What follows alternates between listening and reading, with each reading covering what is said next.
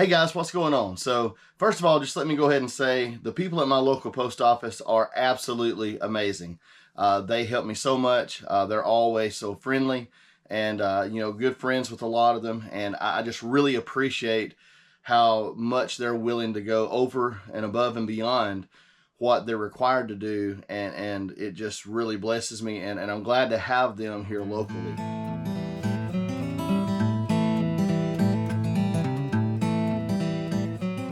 However, as the video implies, in the bigger picture, USPS has been kind of difficult here lately for resellers. And, I don't know how it's been for y'all, but back during March and April especially, it was particularly hard to get packages to their destination on time. Now, the odd thing is for all the packages that I had going to my regional sorting facility, which is out of Birmingham, Alabama, and just making laps inside the building seemingly. I mean, I had packages that for 4 and 5 weeks, every 2 to 3 days, they were getting a tracking update, and it was, it's arrived or it has departed from Birmingham sorting facility. And so, that's hard to explain. Well, I would ask questions locally, and they were not being given any information either, and that was causing them headaches because, of course, not only people like myself who were shipping, but people who were expecting packages were also becoming kind of disgruntled. And, I was trying to be, just as nice about it as possible. I wasn't being upset with them because it's out of their control, just looking for information. And so what I came to find out was that after UPS and Amazon parted ways and the United States Postal Service had taken up the responsibility of delivering most of those Amazon packages, they were not prepared. I mean, this happened so quickly that the sorting facilities were understaffed. The mechanics, I think, of the systems themselves were not ready for the volume of packages at a lot of locations where the volume had just, increased so greatly. And this was after making it through a Christmas season with really not many bumps and not many headaches. And so it was kind of odd that following Christmas, we would see something like this happen. But again, Amazon does such a large amount of business that once it transitioned to being a USPS responsibility and done so quickly that they just weren't prepared. And that's what I came to find out. And so it took a while. It took several weeks for them to get the proper staff in. I guess they had to maybe adjust the sorting machines to make them go faster. I'm not really sure how all that works. All I know is that the end result for me was that in spite of the fact that, man, some customers are awesome. I mean, I had some really fantastic buyers that understood the situation. They never blamed me. They did, communicate. Some of them never even asked questions, really. They just followed the tracking and knew that it was something going on with delivery and not with me. But guys, it seems like no matter what, some people always think that it's something that we've done that has caused their package to be so delayed. And so I wound up with negative feedback because of this. And that frustrates me as a seller because when we are doing everything we can to fulfill the order and to do it appropriately and to do it with great customer service, and we're providing the product that was ordered, but it just doesn't get there when it's supposed to. And we don't mean, like a couple of days late, but we're talking about like they order something during the first week of March and it gets there sometime during the middle of April. Guys, that's really unacceptable. And, for it to have been there the whole time, that's what really bothers me, is that package was there. Like it was every day it was being updated, that it had been processed. It's processed through Birmingham, every couple of days getting these updates.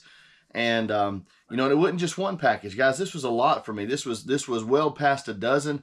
I don't know how many it wound up being. I only went back once or twice and counted, but the number just kept growing. And, some of them didn't take 5 and 6 weeks. I had 1 or 2 that were super long.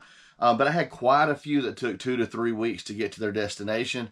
And, it should have been a week at most, on a really bad day. Because most of the time those packages, they are delivering. I mean, the service normally with USPS, if you get it in the mail when you're supposed to, is pretty exceptional. For the most part, for me, it's 3, maybe 5 days at most. And, customers are generally very happy with delivery times when I use the United States Postal Service. So I don't want to wax too long on that. I just want to bring that issue up and kind of ask you guys, what's going on with you? Have you experienced the same things? Hopefully, like me, you see that now as we've gotten into May, I was kind of waiting to do this video because I wanted to see if things improved. And for me, as far as I can tell up to this point, May is going extremely well compared to March through the middle of April. I think sometime near the end of April, things were starting to get sorted out. They were starting to straighten up.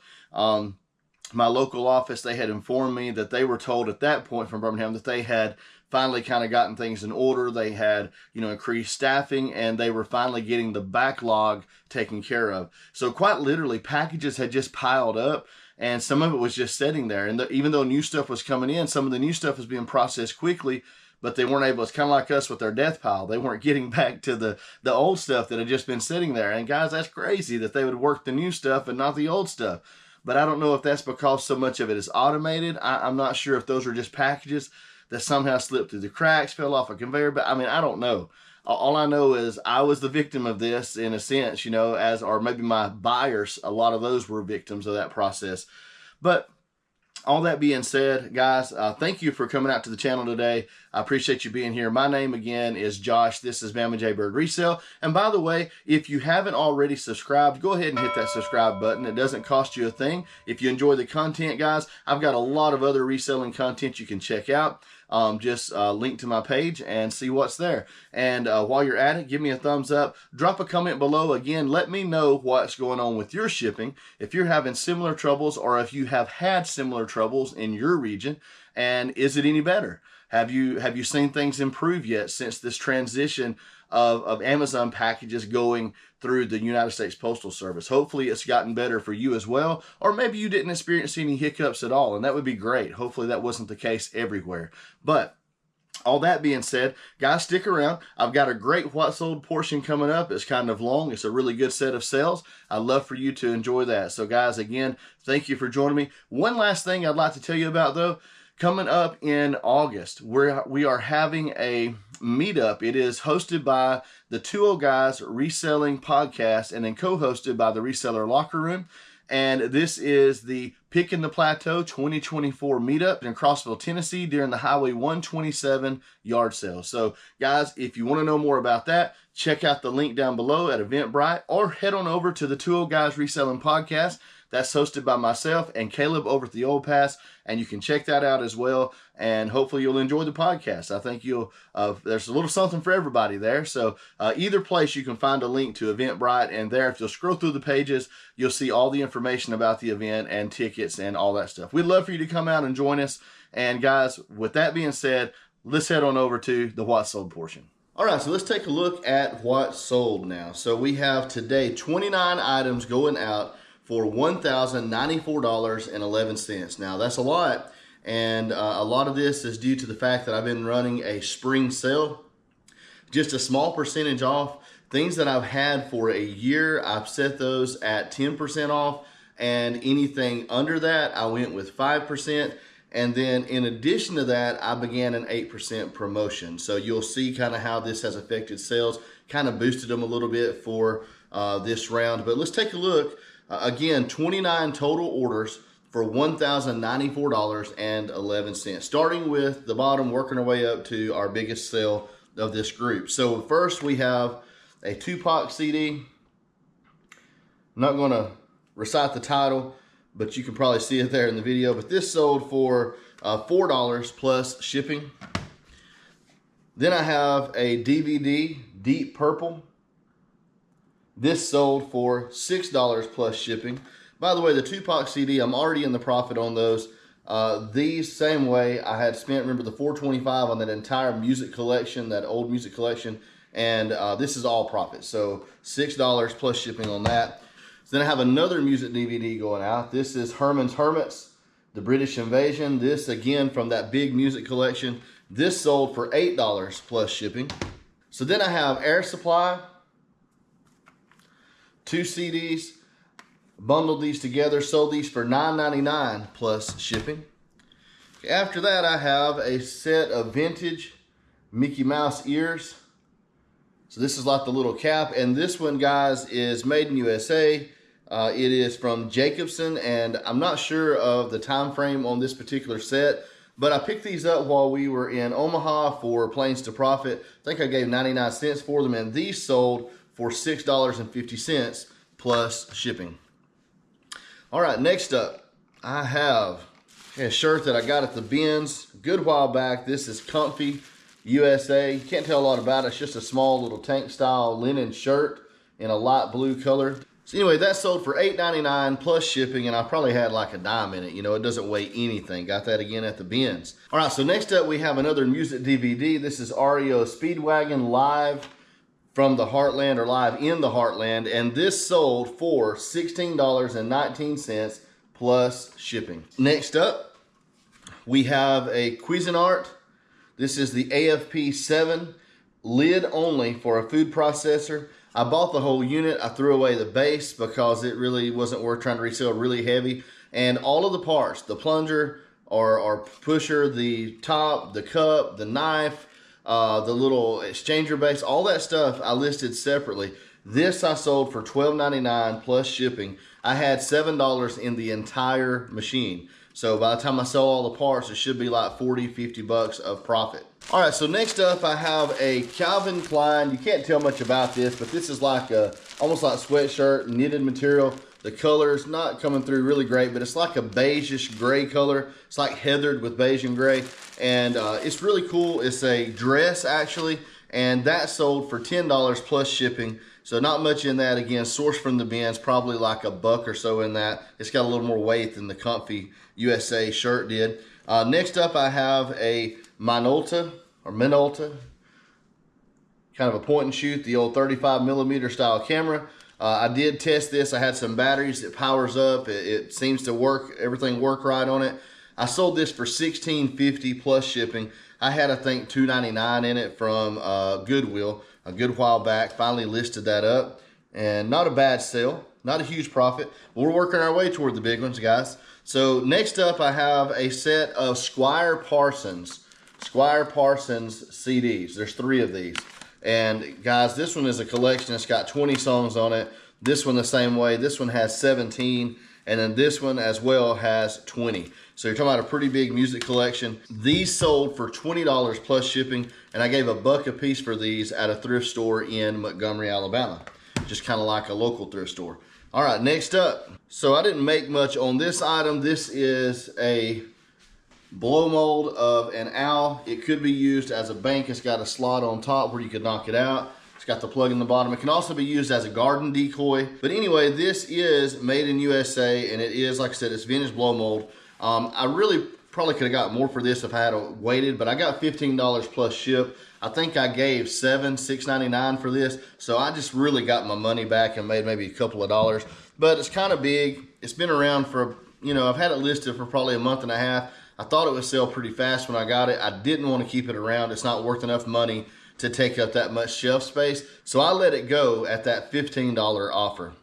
All right, next up I have a pair of Mountain khakis. These are the men's commuter slim tailored fit 38-34, and these I've got 250 in these, and these sold again for $15 plus shipping. Got those from a local thrift store. Again, mom and pop shops, guys. That's the way to go if you have them around you. I buy more from those places now than I do any other place in my area. So next up I have a North End brand Michelob Ultra full zip golf jacket. This, can't really tell much about it. It's just a blue jacket. I'll have to put a thumbnail up to show you. But this is in really good condition. It's a really nice jacket, honestly. Even though it's not like, you know, a huge name brand, say like, you know, Nike or Under Armour or something like that. But this sold for $16.87. I got this at a yard sale. I think I gave $2 for it was all. So, I mean, I'm good with that. $2 into $16.87. And again, we're kind of, these are nickel and dime sales, kind of bread and butter stuff that we're starting off with. I think the promotion along with the sale kind of got some of these out the door. So this next one is the Louisville Slugger Dynasty baseball glove. It's in really good shape, really good condition, and this sold for $18.50 plus shipping. This is a 12.5. It's a good size. You want to try to get the larger size in gloves unless it's a really special one. Always make sure you look them up. Sometimes the youth gloves, the smaller sizes, can be valuable, but mostly it's going to be adult sizes that you're going to get a premium price for on your baseball and softball gloves. So next up we have a vintage Territory Ahead belt. Can't tell a lot about this in the camera, but it's really cool. The metalwork's really awesome. It's got a lot of engraving on it. And this is not a really big belt. In fact, this is like a size large. That means it's a women's belt, 29 to 33. And this sold for $22 plus shipping. And I had $2.99 in that. So that's a good turnover on that belt. Next up, I can't remember exactly. This is in one of my sourcing videos, what I gave for this. This is a Juicy Couture faux leather purse. If this were vintage, this would have been worth a good bit more, probably upwards of $40 to $50 or maybe more. But I still wound up selling this for $18 plus shipping, and I'm pretty sure it was $4.99. I can't remember exactly. It might have been $6.99, but I got this thinking it was vintage, and then after I did some research and looked into it, it was not. It was faux leather, but man, it's clean as a pin. It's super nice, great condition. And there's still a market out there for Juicy Couture items if it's the right things. And that one seemed to move pretty quickly. I had it maybe listed for a month or a month and a half, and it sold maybe, I'd say, well, 2 months at the longest. It's not been any longer than that. It was definitely after Christmas that I listed it. All right, next up I have a set of dollhouse furniture. Now this, I got at a yard sale as well. It's in a little box here. Maybe you can kind of see it. I'll pull a couple of pieces out and show you. We've got the crib with the little blanket in it. We got like the little buffet or TV stand, dresser, whatever you want to call it. I guess maybe the dresser. You got a chest of drawers. This is mostly bedroom furniture. Chest of drawers. Let's see, you got a high chair. There's also a little rocker, little rocking chair. All this is wood. Really good stuff. There's also a nightstand. I'm not going to get it out. I'm just going to put all this back in here. But I sold all of this in a lot, and I got $28 plus shipping for this. And I've been in the profit on that yard sale for a while. I can't remember exactly what this was priced at.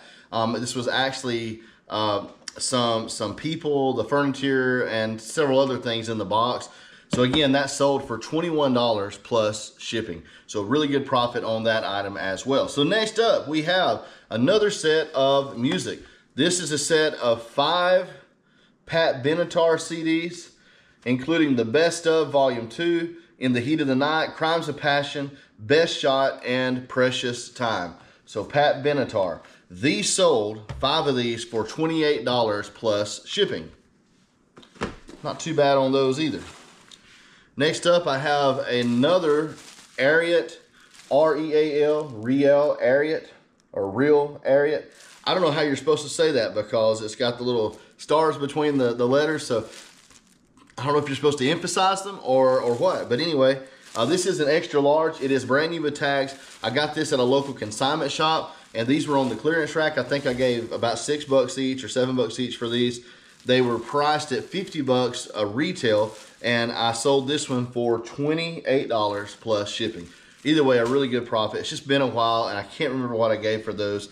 They've been listed in the store for a while. Since I started the promotions, I have sold 2 of them. This one didn't even sell on promotion. This one generally just sold on its own. The other one, I think the promotion got.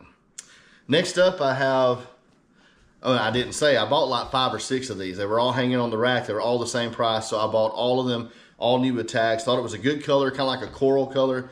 Just a really nice shirt. Talking again about the Ariat shirt. So then we have a pair of Timberland Pro. These are a lace-up shoe. These are steel toe. And just like a work shoe. Great shape, barely worn at all. Size 9, I sold these for $30 plus shipping. All right, so next up I have another set of CDs. These seem to be out of order. It's because they're international. They only sold for $19 plus shipping. Again, 25 to 30 cents per item in these, but I've already gone into the profit on this purchase. So this is all profit. $19 plus shipping for this 3-album set of the Animals.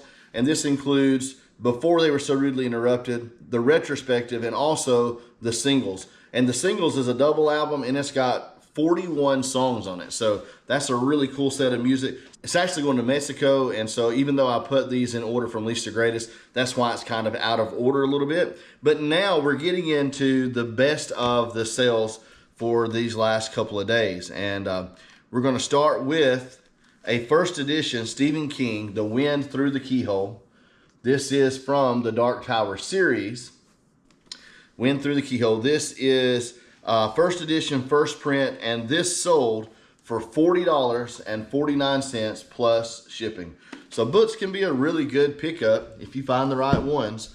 And I'm not going to say, we're not going to sit here and say every Stephen King book is a great pickup going to make you tons of money.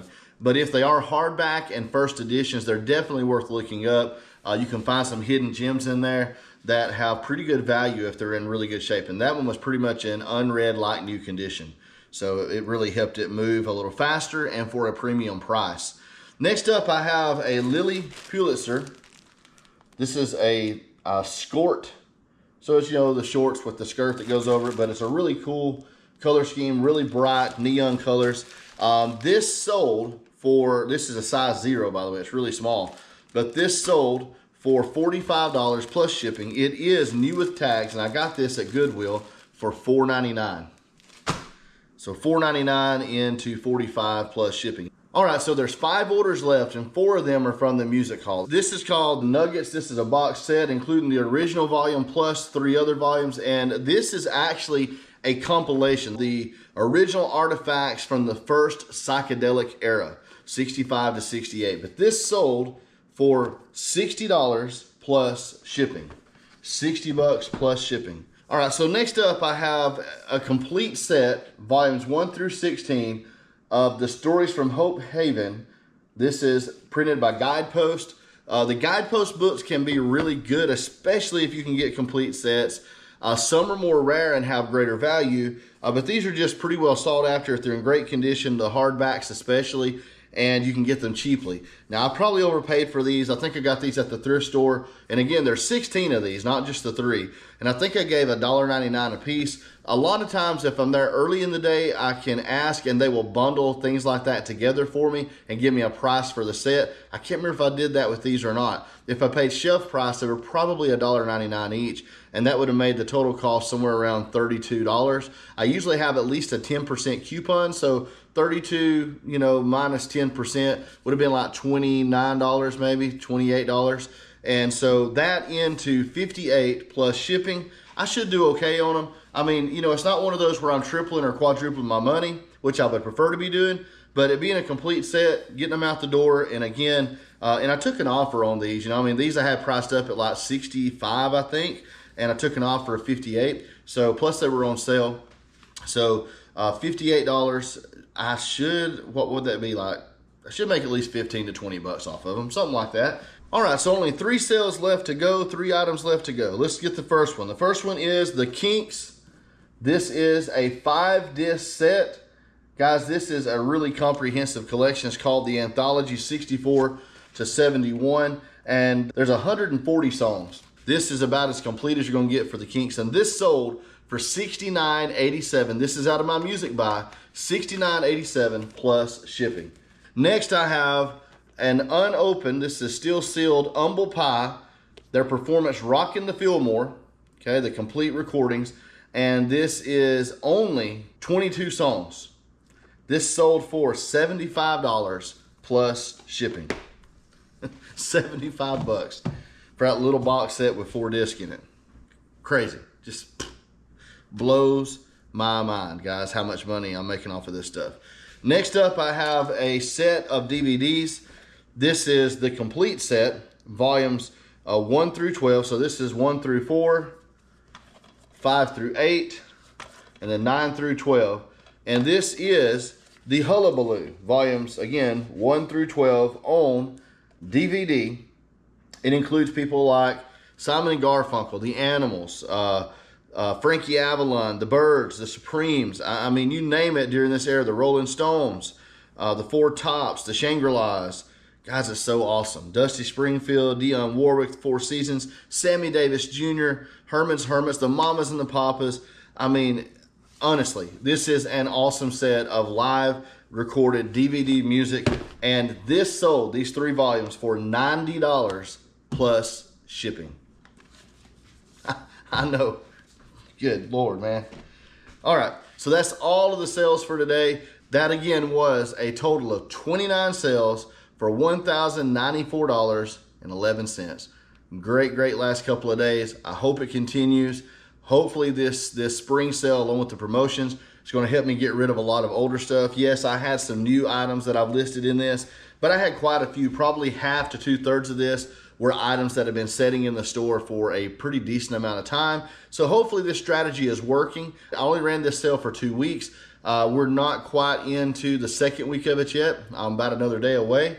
And it took a little bit for it to pick up. When I first started it, the first couple of days, I thought, well, it's not going to do anything. And then these last 2 or 3 days, things have really begun to move well. Of course, this is kind of a weekend lot of sales. And so, you know, weekends are always stronger anyway, but this is a particularly strong weekend, over $1,000. All right, guys, well, that pretty much does it for now. So as always, never forget, I love you, God loves you. And man, whatever you do, guys, don't you ever give up. Thanks for hanging out. See you on the next one.